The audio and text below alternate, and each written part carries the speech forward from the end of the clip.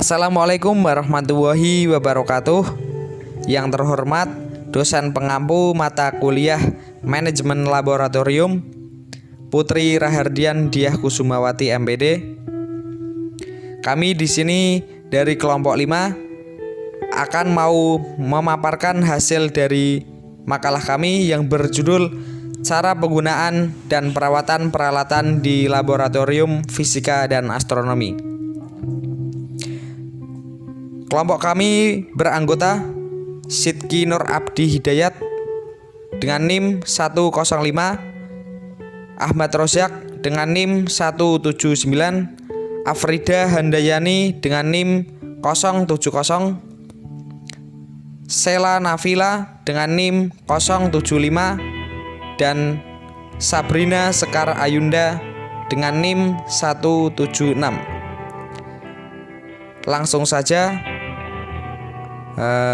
untuk pemaparan poin yang pertama oleh Mas Ahmad Rozak, dipersilahkan. Oke, kita mulai dari yang pertama, yaitu tentang penggunaan dan perawatan alat simulasi gerak. Nah, ada yang tahu enggak ya, apa itu arti atau makna penggunaan dan perawatan tersebut? Nah, makna penggunaan yaitu merupakan proses-proses melakukan kegiatan tertentu yang menggunakan alat-alat atau bahan pada laboratorium IPA. Sedangkan perawatan merupakan proses melakukan perbaikan maupun pemeliharaan terhadap alat-alat maupun bahan-bahan pada laboratorium IPA. Nah, adapun keuntungannya ketika kita merawat alat tersebut. Nah, keuntungan yang pertama yaitu menghasilkan pengukuran yang reliable. Kedua, meminimalisir kerusakan. 3, mempertahankan produktivitas. Selanjutnya, menurunkan biaya perbaikan dan memperpanjang usia alat. Nah, itu keuntungannya. Nah, bagaimana ya cara untuk merawat alat tersebut? Nah, adapun cara perawatannya yaitu 1, melakukan pencegahan. 2, membersihkannya. Yang ketiga, menyimpan dengan baik. Lanjut poin B, yaitu penggunaan dan perawatan kit optik. Komponen instrumen terpadu adalah satu set alat peraga yang siap untuk dirakit guna untuk membantu pembelajaran IPA. Kit optik fisika ini merupakan alat peraga yang membantu pemahaman mengenai cahaya, pembesaran cahaya, penguraian cahaya, efek pembesaran cahaya dari kaca pembesar, dan lain-lain. Cara perawatan kit optik ini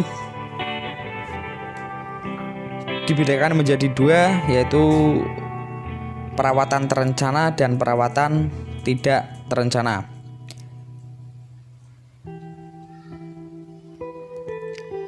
Perawatan terencana ini yaitu jenis perawatan yang diprogramkan, diorganisir, dijadwal, dianggarkan, dan dilaksanakan sesuai dengan rencana, serta dilakukan monitoring dan evaluasi. Perawatan terencana ini dibedakan lagi menjadi 2. Yang pertama yaitu preventif, dan yang kedua yaitu korektif. Dan di perawatan tidak terencana yaitu jenis perawatan yang bersifat perbaikan terhadap kerusakan yang tidak diperkirakan sebelumnya. Pekerjaan ini tidak direncanakan dan tidak dijadwalkan, maka disebut perawatan darurat.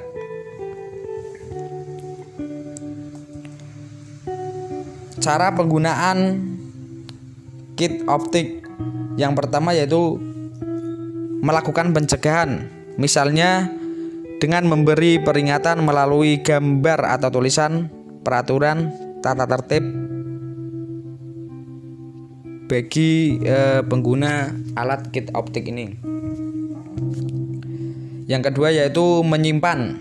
Misalnya menyimpan peralatan tersebut agar terhindar dari kerusakan. Yang ketiga yaitu membersihkan, agar supaya peralatan tersebut selalu bersih dari kotoran yang dapat merusak. Dan yang keempat yaitu memeriksa atau mengecek kondisi alat kit optik ini untuk mengetahui gejala kerusakannya. Kelima yaitu menyetel kembali atau tune up kalibrasi alat agar fasilitas atau peralatan dalam kondisi normal atau standar. Dan yang keenam yaitu memperbaiki kerusakan ringan yang terjadi pada peralatan kit optik pada batas tingkat kerusakan tertentu. Perkenalkan, nama saya Afrida Handayani, NIM 2319070. Di sini saya akan menyampaikan materi yang ketiga, yaitu penggunaan dan perawatan kit listrik dan magnet. Yang pertama ada penggunaan kit listrik dan magnet. Kit listrik dan magnet dapat digunakan untuk melakukan beberapa topik percobaan fisika. Di antaranya yang pertama ada muatan listrik. Percobaan yang dilakukan adalah pada pengukuran besarnya muatan listrik yang mengalir pada kedua buah baterai dengan daya yang sama, yang dihubungkan dengan kabel lalu diberi lampu pijar. Yang kedua ada penghantar dan bukan penghantar. Percobaan yang dilakukan adalah membandingkan penghantar dan bukan penghantar menggunakan satu daya yang dipasangkan pada kedua materi benda yang berbeda, yang satu besi dan larutan garam, di mana keduanya sama-sama memiliki penghantar listrik. Terus yang ketiga ada rangkaian hambatan paralel. Pada percobaan rangkaian listrik paralel menggunakan penghubung jembatan bola lampu dan baterai. Terus yang keempat ada daya listrik. Pada percobaan penguji daya hantar listrik larutan menggunakan lampu baterai, elektroda dan saklar. Terus yang kelima ada gejala kemagnetan. Pada percobaan gejala medan magnet menggunakan kabel penghubung, baterai, kompas, dan kumparan tipis. Terus yang keenam ada induksi magnet. Percobaan induksi magnet menggunakan magnet batang satu sebagai penginduksi magnet. Terus yang ketujuh ada induksi elektromagnetik. Pada percobaan induksi elektromagnetik menggunakan galvanometer, kumparan, magnet batang, kabel penghubung, dan penjepit. Yang kedelapan, medan magnet di sekitar kawat berarus. Pada percobaan elektrodinamika menggunakan kawat, kompas, kabel penghubung, dan sumber tegangan. Yang kesembilan, ada elektromagnet. Pada percobaan elektromagnetik menggunakan paku, kabel kawat, tembaga, dan baterai. Pada percobaan ini, yang menjadi sumber listrik adalah baterai dan mengalirkan arus sepanjang kawat yang melilit paku. Terus yang kedua ada perawatan kit listrik dan magnet. Perawatan kit listrik dan magnet dibedakan berdasarkan bahan pembuatannya. Antara lain, yang pertama ada bahan logam. Peralatan kit listrik dan magnet yang terbuat dari bahan dasar logam seperti nikel, tembaga, besi, seng, yaitu pada besi, kumparan lilitan, dan batang magnet agar terhindar dari karatan, maka peralatan tersebut harus disimpan di tempat yang bertemperatur kurang lebih 370 derajat Celcius dan lingkungan kering.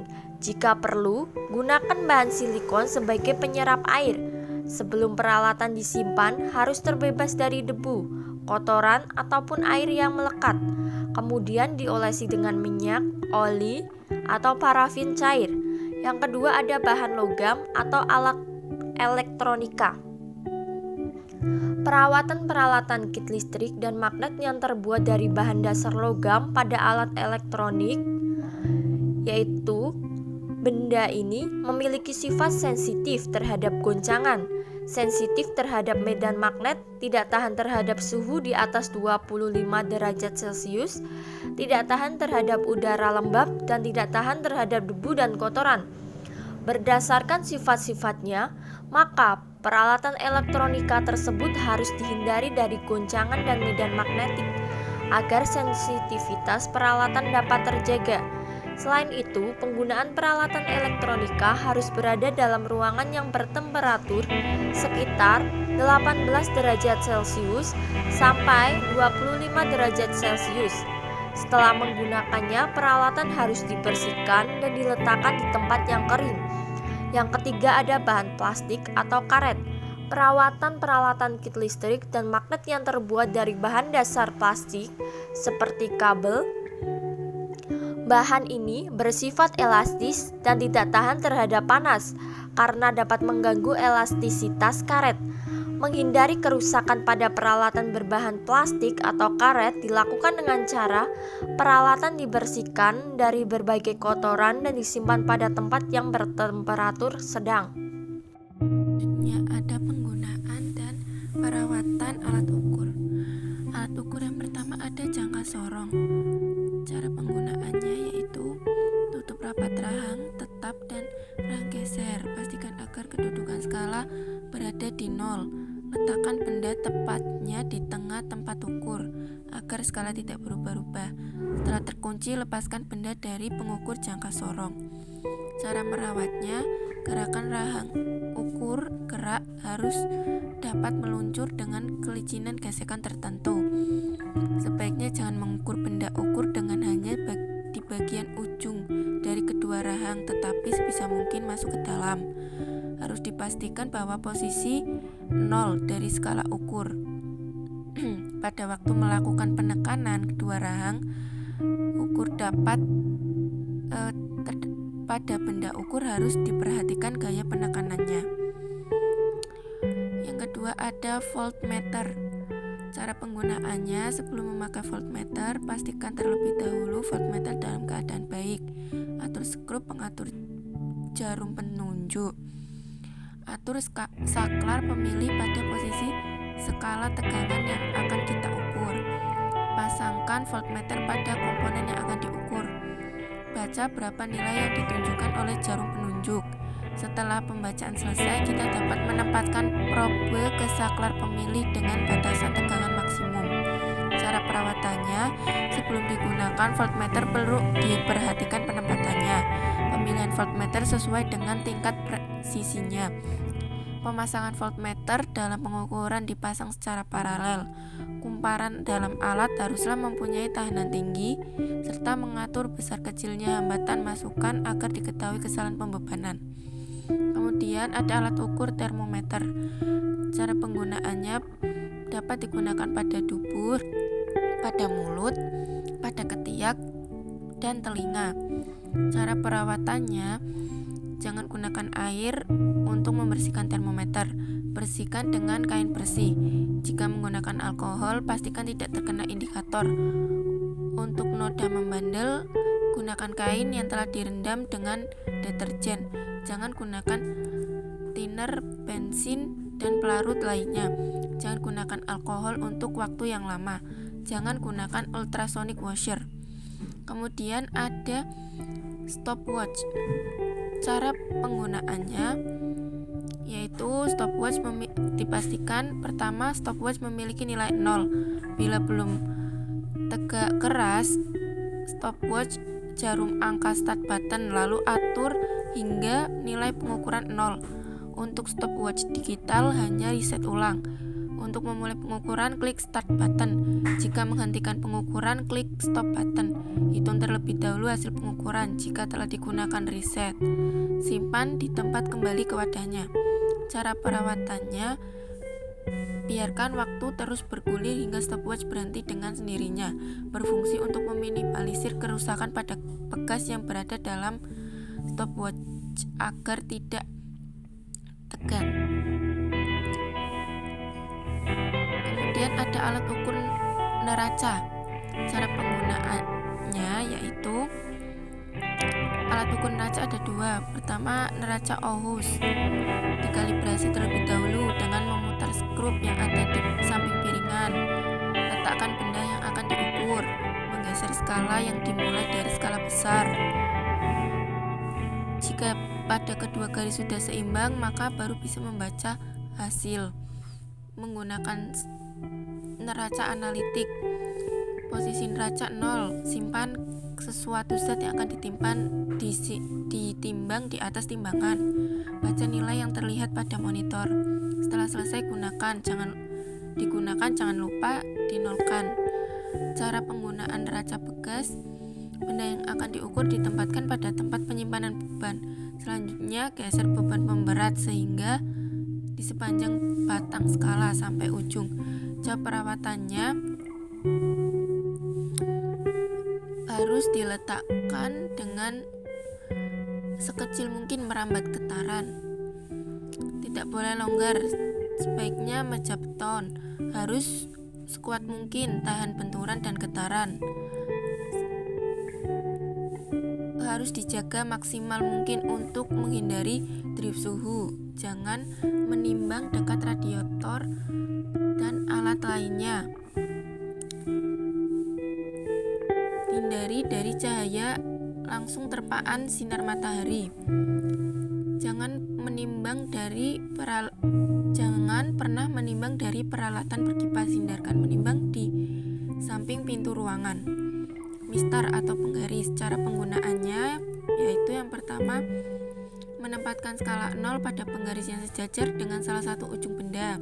Setelah itu, bacalah skala pada mistar penggaris. Untuk bisa membaca hasilnya dengan benar, Anda harus melihat bagian tegak lurus dengan tanda garis skalanya. Cara merawatnya yaitu pada saat membeli mistar, hendaklah plastik bungkusnya tidak dibuang supaya bisa dijadikan tempat kembali dan dalam keadaan bersih. Menggunakan mistar dengan baik, tidak digunakan untuk melakukan hal kecuali dalam pengukuran benda. Sebelum dan sesudah menggunakan, mistar dibersihkan, menjaga mistar agar tidak tergores, serta menaruhnya dalam tempat yang sama. Baik, selanjutnya saya Sheila Nafila, NIM 2319075. Di sini saya akan menjelaskan materi kelima, yaitu penggunaan dan perawatan model tata surya. Tata surya dapat didefinisikan sebagai suatu kumpulan benda langit yang terdiri atas matahari sebagai pusat tata surya, 8 planet besar, planet kerdil, bulan atau satelit, asteroid dan trans-Neptunian object, serta miliaran komet dan meteoroid. Guru telah menggunakan bola dari berbagai ukuran dan warna untuk membuat model tata surya. Solusi lain yang dapat digunakan dalam pembelajaran tata surya yaitu dengan membuat miniatur benda langit. Model-model tata surya biasanya dibangun di atas model-model sebelumnya. Dengan demikian, model-model awal dilacak oleh para intelektual di bidang astronomi. Kemajuan yang diperpanjang dari mencoba menyempurnakan model geosentris hingga akhirnya menggunakan model tata surya heliosentris. Penggunaan model tata surya dimulai sebagai sumber waktu untuk menandai periode-periode tertentu sepanjang tahun dan juga sebagai sumber navigasi yang dimanfaatkan oleh banyak pemimpin dari masa lalu. Jika bumi diperkecil ke ukuran bola dunia kelas biasa dengan diameter 41 cm, bulan akan menjadi bola bisbol 10 cm yang melayang sejauh 12 meter. Matahari akan setinggi 14 lantai yang melayang sejauh 5 km. Nah, macam-macam model tata surya bisa dibuat dengan 3 bahan utama. Yang pertama, menggunakan bahan dasar hula hoop. Penggunaannya dengan cara digantung sebagai pajangan untuk mengenalkan sistem tata surya kepada peserta didik. Yang kedua, menggunakan kawat dan busa. Penggunaan dengan bahan ini dengan cara planet-planet yang dibuat ditancapkan menggunakan kawat ke badan utama yang terdapat matahari sebagai pusat tata surya. Cara ini lebih mudah untuk dikenalkan kepada anak-anak. Yang ketiga, menggunakan balon. Cara membuatnya seperti membuat lampion, kemudian dicat dan disesuaikan gambarnya dengan planet-planet yang ada di tata surya. Kemudian digantung dan disusun disesuaikan dengan urutan tata surya. Yang keempat, menggunakan kertas atau gambar. Bentuk ini seperti digambar menyesuaikan susunan tata surya, dibuat semenarik mungkin agar bisa menarik perhatian yang akan mempelajarinya. Kemudian cara perawatannya pun mudah, cukup dibersihkan secara hati-hati dan juga jangan sampai berpindah letak susunannya. Letakkan dalam lemari penyimpanan secara hati-hati. Itu yang bisa saya sampaikan. Terima kasih. Oke, yang selanjutnya yaitu poin yang terakhir ya, penggunaan dan perawatan teleskop. Nah, kita tahu bahwa teleskop sebagai salah satu alat peraga atau alat pengamatan di sekolah-sekolah untuk mendukung tujuan pembelajaran sains. Ya, teleskop itu kita sudah mengenal emang dari sejak zaman SD ya kayaknya, kalau masih kita ingat itu dari SD, SMP, SMA itu sudah kita pelajari semuanya. Tapi apakah kita masih ingat apa itu teleskop? Nah, teleskop adalah alat bantu optik yang berfungsi untuk mengumpulkan cahaya, memperbesar objek pengamatan yang berjarak sangat jauh dari pengamat. Nah, kita juga dapat bisa melihat objek-objek yang sangat jauh seperti benda langit sehingga tampak jelas. Nah, itu adalah pengertian dari teleskop ya.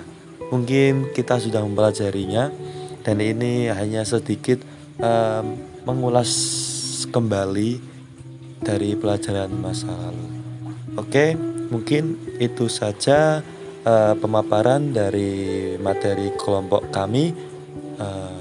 Kurang lebihnya kami mohon maaf, dan untuk sesi selanjutnya, sesi tanya jawab, kita lanjutkan di WhatsApp group. Terima kasih. Wassalamualaikum warahmatullahi wabarakatuh.